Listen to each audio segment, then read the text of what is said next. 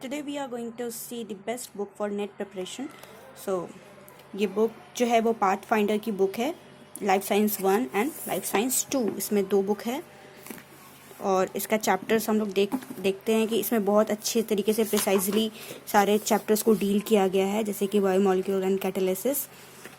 फिर ये हम लोग देख सकते हैं कि इसमें सारे चैप्टर्स आते हैं, बायो एनर्जेटिक मेटाबॉलिज्म, और फिर सेल स्ट्रक्चर एंड फंक्शंस। और ये सारे चैप्टर्स जो हमने कुछ पढ़ा भी है तो हमें बहुत अच्छा लगा। ये बुक नेट प्रिपरेशन के लिए बेस्ट बुक है, immunology and diversity of life. और इसका एक और पार्ट है लाइफ साइंस प्रैक्टिस बुक 2, ये भी डील करता है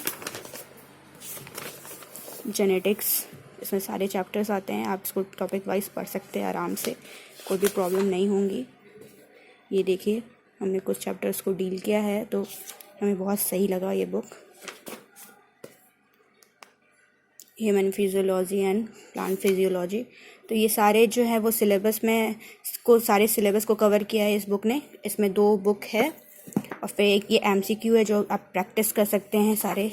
तो इस MCQ में ये ना सारे चैप्टर वाइज जो है वो सारे chapter wise topic wise questions दिए हैं, आप इसको सॉल्व कर सकते हैं। इकोलॉजी एंड इवोल्यूशन, तो ये हो गया MCQ क्वेश्चन। और एक ये प्रीवियस ईयर क्वेश्चन है जिसमें कि पिछले 10 साल का क्वेश्चंस दिया है, जून दिसंबर, क्योंकि साल में 2 बार एग्ज़ाम होता है नेट का, तो सारे क्वेश्चंस इसमें दिए गए हैं, तो ये सही है।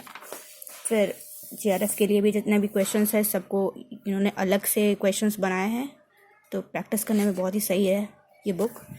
फिर हमने इसे ऑनलाइन के थ्रू ख़रीदा था ये बुक, जिसमें कि 7 बुक मिला था।